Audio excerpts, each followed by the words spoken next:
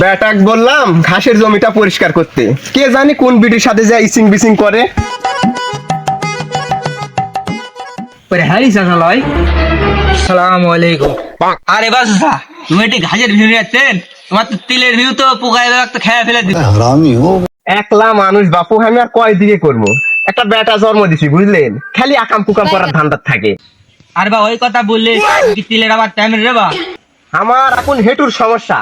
বেটাটাক বলেছি যে মহিরের দোকানের থেকে না শার্টটা নিয়ে আসে, ওই তিলের ভিউ দিবে। আর বেটা কি আমার কথা শুনে? আরে বাসা সবই তো বুঝনু। কালকে চা খাওয়ার সময় শুনলাম আপনার ছেলে নাকি বলে বিয়ে করবে, বিয়ে দিচ্ছেন না কি?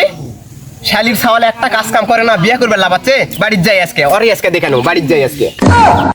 কই রে শালির সোল কই? বিয়ে করবে বলে, বিয়ে একটা কাজ কাম নাই, বিয়ে করবে বলে। কই এদিকে আয় দেখি।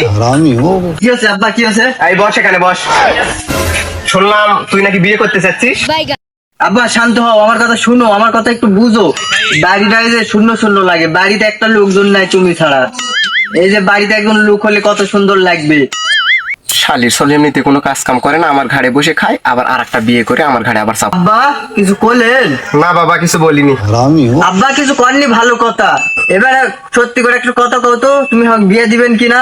দেখো আমি বিষ আনিছি, আমি কিন্তু সত্যি খেয়ে ফেলে দিবনি। যা খায়া মরে যা, তাও আমি তো কি বিয়ে সত্যি শাদী খেয়ে ফেলে দিবো? তুই যা যা খা, আমি তোকে খায়া আমি ফেলে বিয়ে দিবো দিতে পারবো না, তাও আমি বিয়ে দিতে পারবো না, তুই যা খা। আমি কিন্তু বিষ খেয়ে মরে যাব। এই ঘটক চাচা।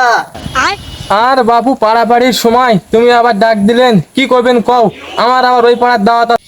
বাপু তোমাকে তো আমি ডাক দিনু, বিয়ে করবো আমি, এই জন্য আমি তোমাকে ডাক দিনু। বাপু আমার দাদা দিছে তোমার দাদাক বিয়ে, আমার আব্বা দিছে তোমার আব্বাক বিয়ে, তোমার জন্য তো আমি আসি, সমস্যা নাই, আমি দেখবো নি বিষয়টা, আমি দেখবো নি।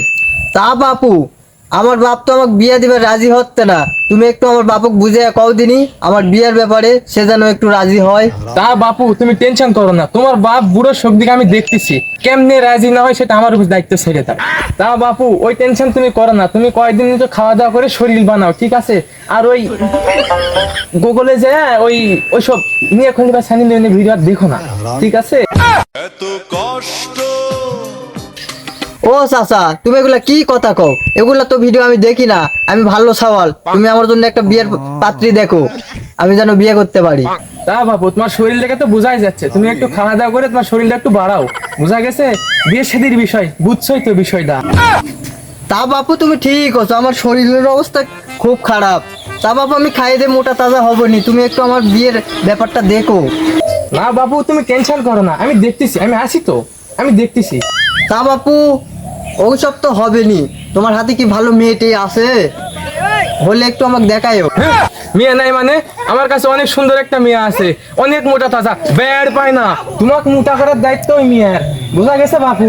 তুমি কোনো টেনশন করো না, আমি আসি তো, আমি আসি, ঠিক আছে? আমি আসি, তুমি টেনশন করার কোনো প্রয়োজন নেই। তুমি শুধু এটার দিকে দেখো, কাজ হয়ে যাবে নি, আমি আসি তো, তুমি শুধু এটার দিকে একটু খেয়াল রেখো। তা বাপু তুমি যে আমাকে মোটাটা দিবে চাচ্ছ, আমি কি আমার যে শরীর আমি কি ওটা চালাতে পারবো নি?